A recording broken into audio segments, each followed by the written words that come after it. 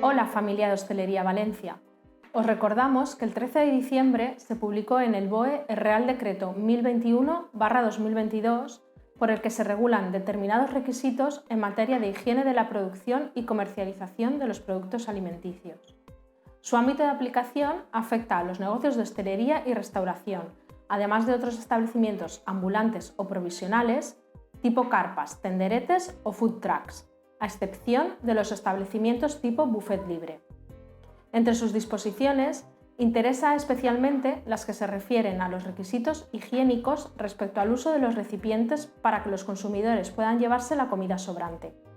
El artículo 18.5 recoge que los establecimientos de restauración y hostelería deberán facilitar a la clientela que pueda llevarse, sin coste adicional alguno, los alimentos que no hayan consumido.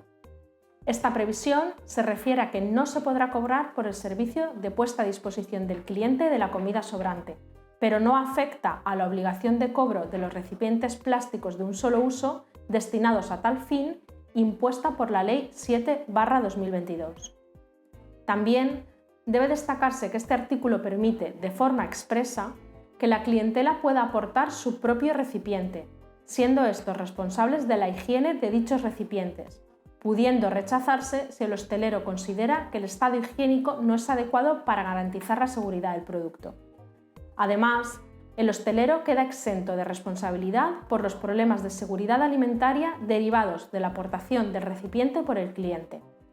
Sabéis que estamos a vuestra disposición para cualquier consulta o aclaración.